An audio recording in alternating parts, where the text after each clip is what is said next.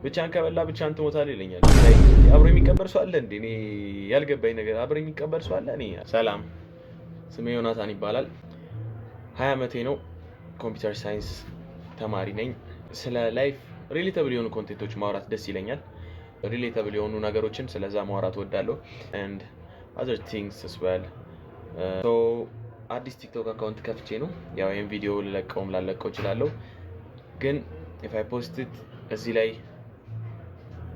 መለቃቸው ቪዲዮዎች የተለያዩ ይሆናሉ። ሪሌተብል ላይክ አኳርድ የሆኑ ነገሮች ሊሆን ይችላሉ። ስለ ፍሬንድሺፕ ሊሆን ይችላል፣ ስለ ሪሌሽንሺፕ ሊሆን ይችላል፣ ስለ ፋሚሊ ስታፍ ሊሆን ይችላል። እናወራለን። ኔክስት ኤፒሶዶቹ ላይ የምትወዱትን ቶፒክ ካለ ኮሜንት ላይ ጻፉልኝና ኮሜንት ላይ እየመረጥን እናወራበታለን ስለሱ ቶፒክ። ዛሬ በምናወራበት ቶፒክ ብቻን መብላት ነው። እኔ ብዙ ጊዜ ብቻ መብላት እርቦኝ ስለሆነ ምግቡ አይዘር ካፌ ሊሆን ይችላል ኦር ቤት ሊሆን ይችላል። የማንም ሰው ላይም እበላለሁ። ብዙ ሰዎች ግን አኳርድ ነው ይላሉ። ሰው ያየኛል፣ ሰው እንትን ይለኛል ምናምን ስለምትሉ ይሁን እርግጠኛ አይደለሁም። ሰው ያየኛል ምናምን ይላሉ። እኔ ግን ያው ብቻዬን ብበላም እንትን አልልም።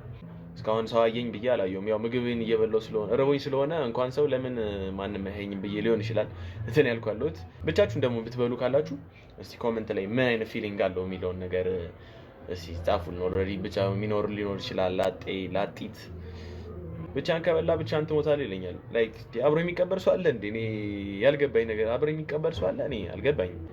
ያ እንደዚህ አይነት ቪዲዮ ቶክ ስለ እንደዚህ አይነት ነገሮች እናወራለን። ሆፕ ዩ ላይክ ኢት። ይመቻችሁ።